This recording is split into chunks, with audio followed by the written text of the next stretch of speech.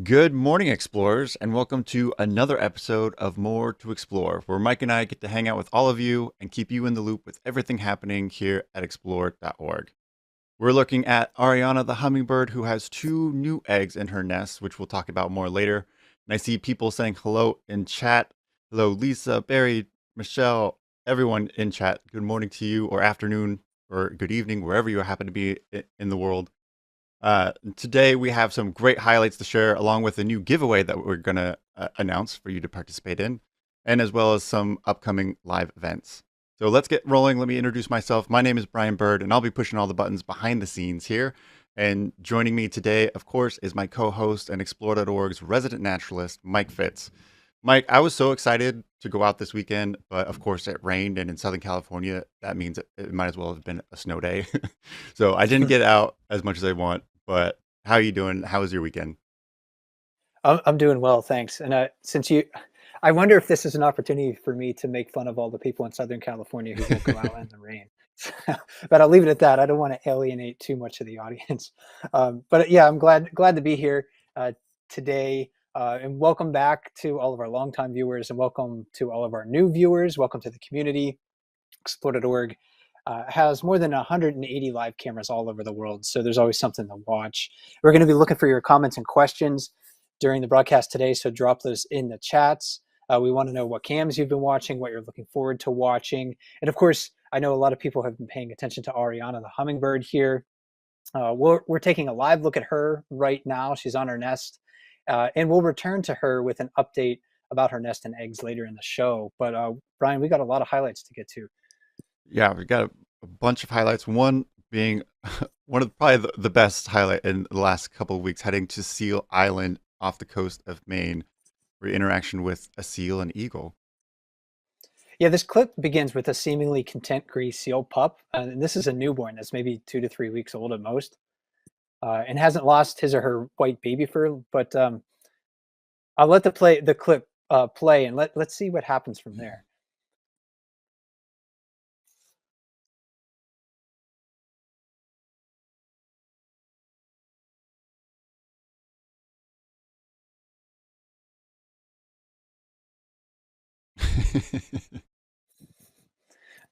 Yeah, so I don't think that eagle was being playful. I think that eagle was like, "Hey, is this thing food?"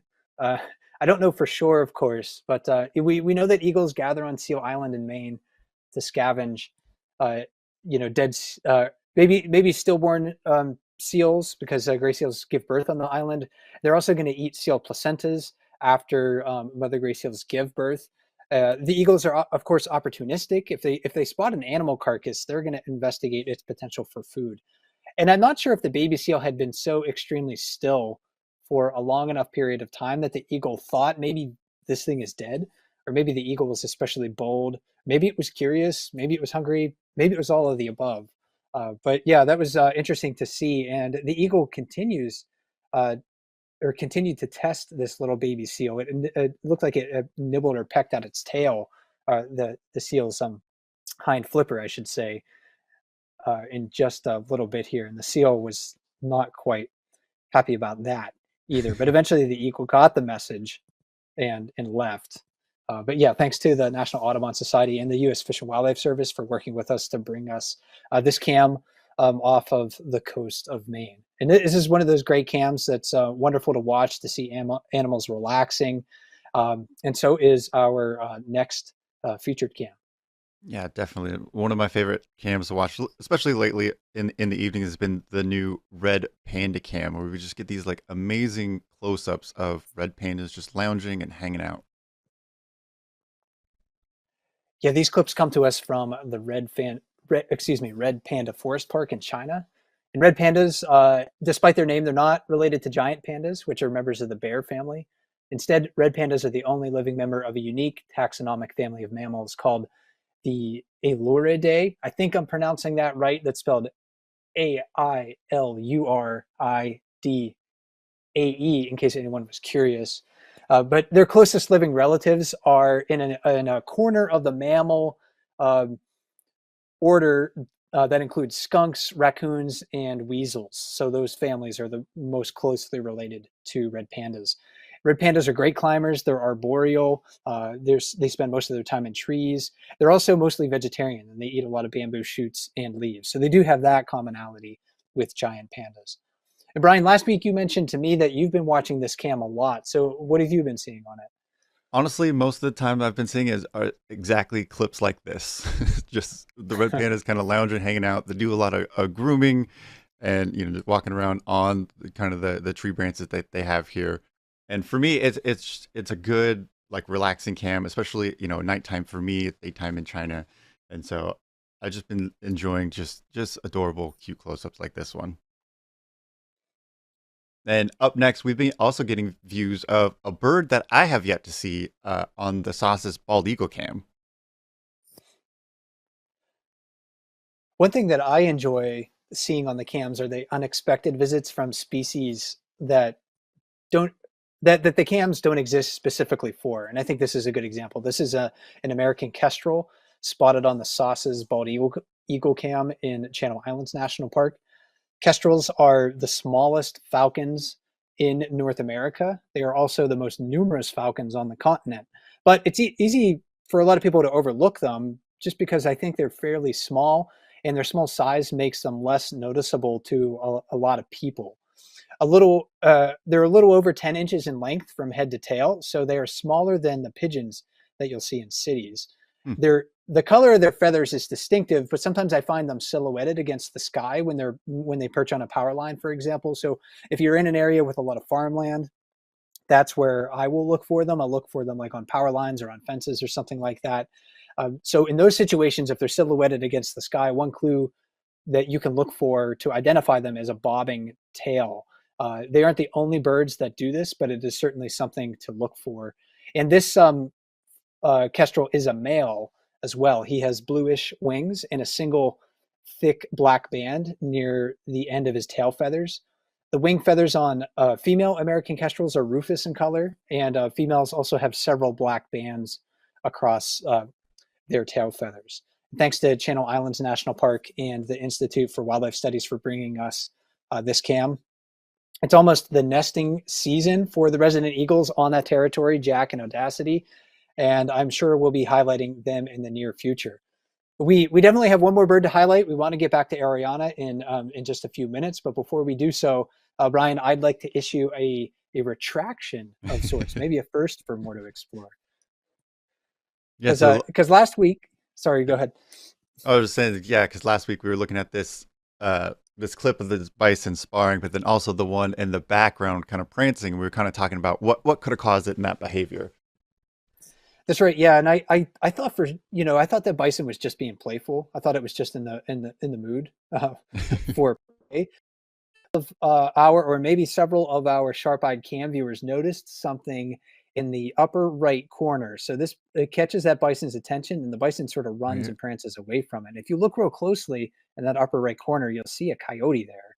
And then as the clip sort of like zooms out once again and continues on, there's a bunch of bison that end up approaching that coyote. So last week when I talked about this, I thought that bison that was prancing was feeling playful, but I think now looking at this in hindsight, it looked like it was spooked by the presence of that coyote.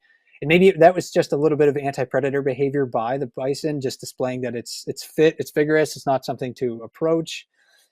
Bison, even like yearling bisons, are going to be, really big and tough to tackle for a coyote. And there, I asked one of the staff members at Grasslands National Park where this clip is taken, and this part of Saskatchewan doesn't have wolves in it typically, but lots of coyotes in the park. So again, I missed that coyote interacting with that bison. So thanks to all of our sharp-eyed cam viewers for noticing it. That nothing escapes the attention of our audience, and we learn a lot from the observations made by our webcam audience. Definitely. So thank you everyone for keeping a close eye on that. And up next we have our new for this year, but reoccurring from last year is the Egg Watch segment.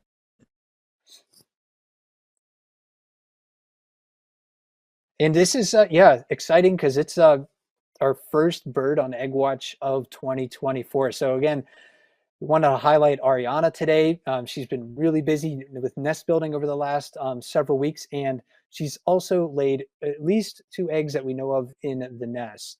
And that, when I checked this morning, at least on January 22nd, that was seemed to be the consensus. Her first egg was laid on January 12.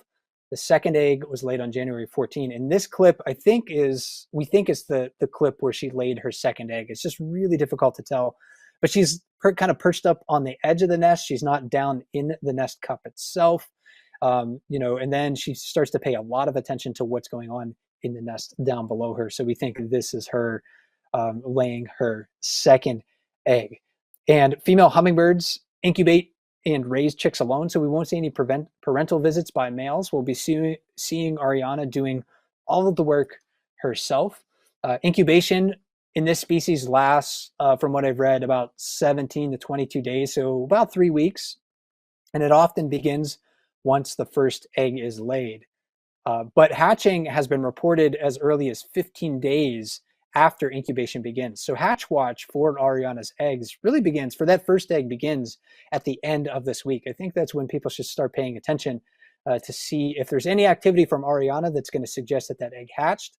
We're not really able to see down into the nest cup itself to maybe see when the moment when that egg hatches, but we might, I think some of the behaviors to look for might be Aryana coming back with food in her bill to feed her tiny chick. And who helps us with this camera? The photos, she sent us some photos of a different nest to help us see some of the architecture of it and the construction of it. He wanted to noted the difference in construction materials and overall design compared to the nest that Aryana built. So the same species built this nest, an Allen's hummingbird, just a different bird itself.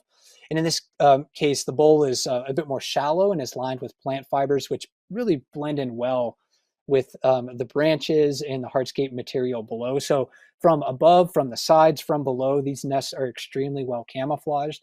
The only time I've been able to find a hummingbird nest in person myself was when I saw a hummingbird sort of defending a spot in a bush from the approach of another bird. And I thought, well, maybe there's a hummingbird over there with a nest. And yes, that was the case.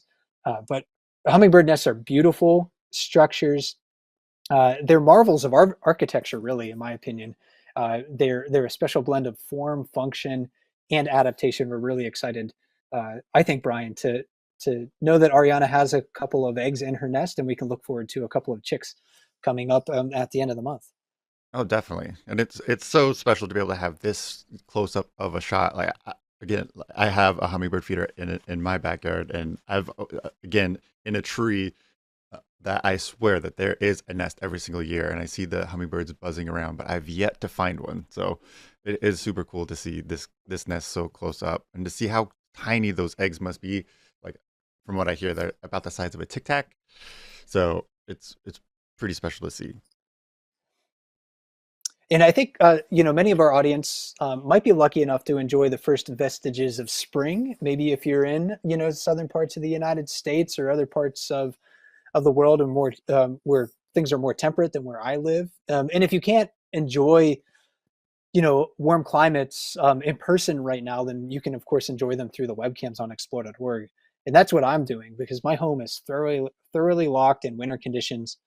So when I want to escape to a warm locale, I'm headed to the cams. And I think this is, Brian, a great opportunity maybe to transition to our next segment, because winter really can't seem like a barren season where I live. The vegetation is dormant. Few birds call from the trees. Lakes and streams are frozen under sub-zero temperatures at night. But the season is rich in other ways, especially when snow records the movements of some of my more elusive neighbors. Yeah. So bringing back a segment from last year was a neighborhood nature. So we want to see and hear stories of nature encounters that you have. And Mike, I believe you have our first one. That's right. Yeah. So let's explore a story written in the snow with the return of our segment, Neighborhood Nature.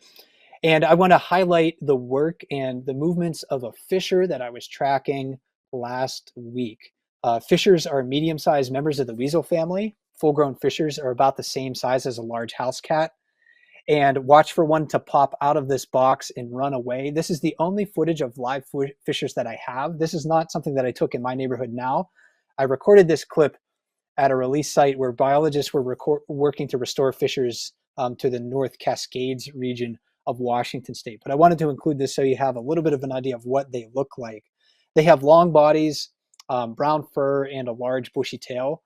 Despite their name, which implies that they like to catch fish, fishers are terrestrial and they make a living mostly by hunting other mammals. So they're quite elusive in a lot of different ways. Many fishers live near my home in Maine, although I rarely see them.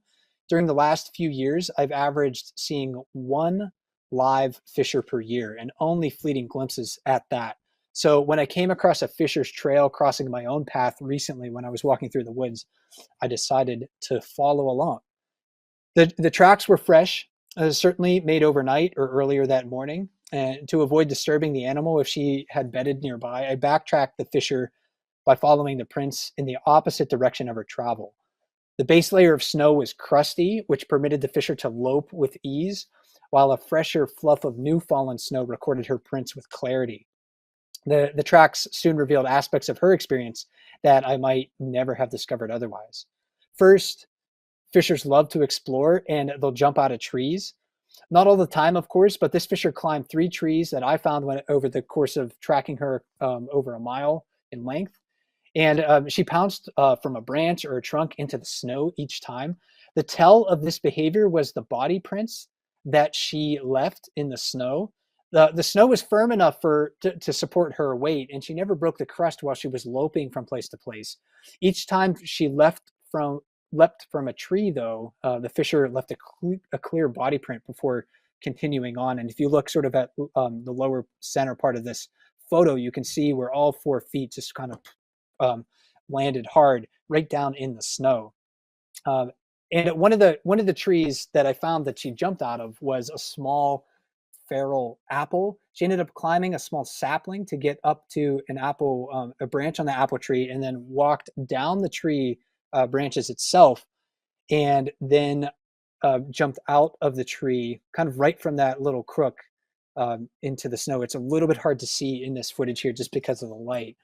But fishers are hunters of small animals, especially rodents, but they're also omnivores. In winter, I'll find bits of mountain ash berries and some very beyond ripe apples in their scat. And soon after, I followed the tracks away from that apple tree, her movements and sign exposed her more carnivorous habits. Of course, hunger is a driving force for all life, and that's especially true of wildlife that remain active in winter. The tracks led to and from a nearly fleshed out bone, which I suspect is from a snowshoe hare. This was probably a site that she returned to scavenge at or simply to investigate the bone, since I found no evidence of a chase or a kill in that location. In other places, though, the fisher tracks were accompanied by bits of fur at the base of trees, perhaps where she caught a mouse or a vole.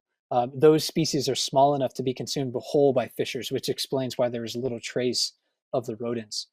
And beyond the pursuit of food, a fisher's day must be filled with receiving and sending messages from other animals, especially its own kind. Fishers appear curious and want to let others know where they are in the neighborhood. The fisher that I was following scent marked frequently on small evergreen trees or on high mounds created by uprooted trees. And because of my relatively weak sense of smell as a human, I walk through the forest largely oblivious to the odorous stories of other animals, while the fisher experiences a much richer world of scent. She knows her neighbors not only by the location of their dens or tracks, but through their scent. And my non-human neighbors, they are often quite secretive, but snow certainly is a canvas upon which animals leave their brushstrokes. With the snow recording the fisher's movements, her world would have been much more difficult to discover. Her tree climbing, mouse hunting, scavenging, and scent marking would have been virtually invisible to me. Mystery can shroud the habits of many animals, but a fresh layer of snow can record the curiosity, hunger, and skills and adaptations of otherwise elusive animals. So if you live in a place where it snows, even in a city, I encourage you to get out and see what your neighbors are up to. That is so cool. And I've never even heard of a fisher myself before, so thank you for sharing that. And that's very interesting to see. And in the spirit of neighborhood nature, we want to do a giveaway to inspire you to see the nature in your backyard. So all you have to do is share a photo and a story of your encounter with nature. Send us an email at feedback@explore.org and use the subject line neighborhood nature to have a chance to win some Explore swag. We'll announce the winners on February 5th, which is our next More to Explore show. And Mike, what can we look to see in people's submissions? Well, nearly anything that's nature related. So we want our audience to share photos and stories of the nature that you've been seeing or experiencing, enjoying in your home neighborhood. It could be, again, anything nature related. Wildflowers, if again they are starting to bloom where you are, maybe a tree that you like to visit on a daily walk. It could be vertebrates, of course, like fishers, which we just talked about, or birds. It could be invertebrates. It could be fungi, microorganisms.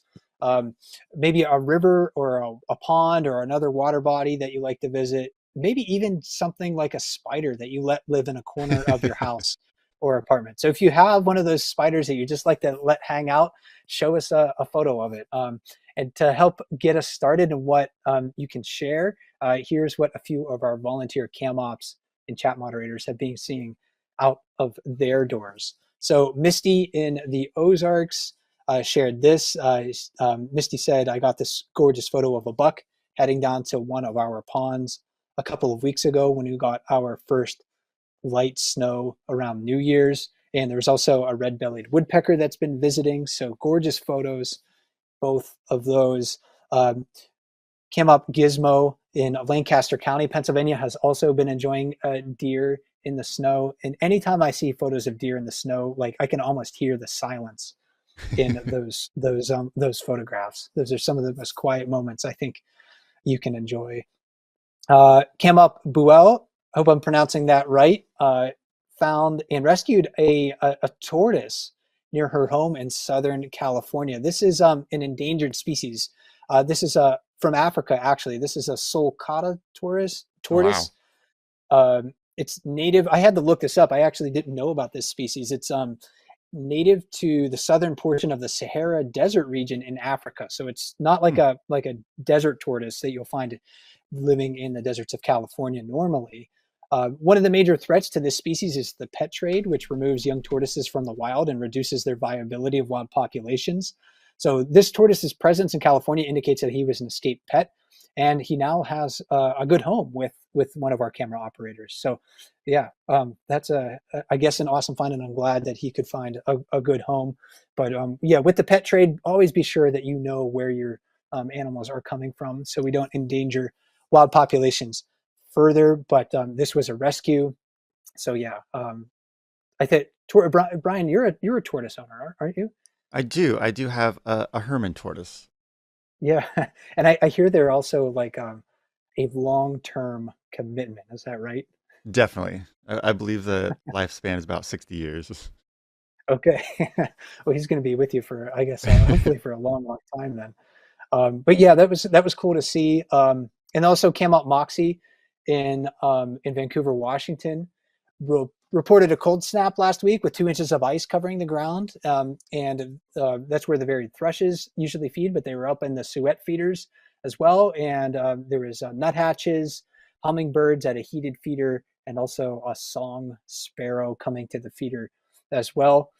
We had some other submissions from our other camera operators and moderators. We didn't have time to incorporate them into the broadcast today, but thanks to everybody who did share that with us. And again, if you want to share your neighborhood nature with us, you can make a post on Instagram or Facebook.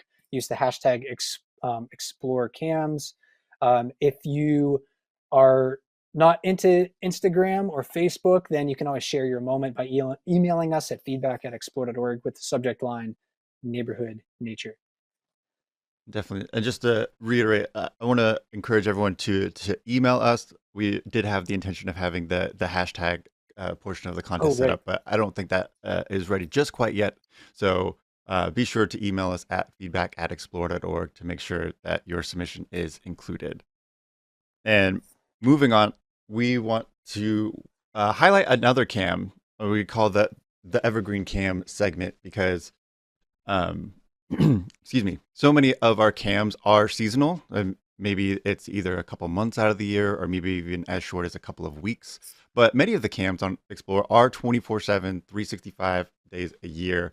So if you're ever wondering what cams to watch on Explore, these are some great options that we're going to highlight week to week. And this week, we want to highlight the cameras at Kitten Rescue. Kitten Rescue is a nonprofit animal rescue organization in Los Angeles. Our cameras at Kitten Rescue show three portions of the sanctuary property.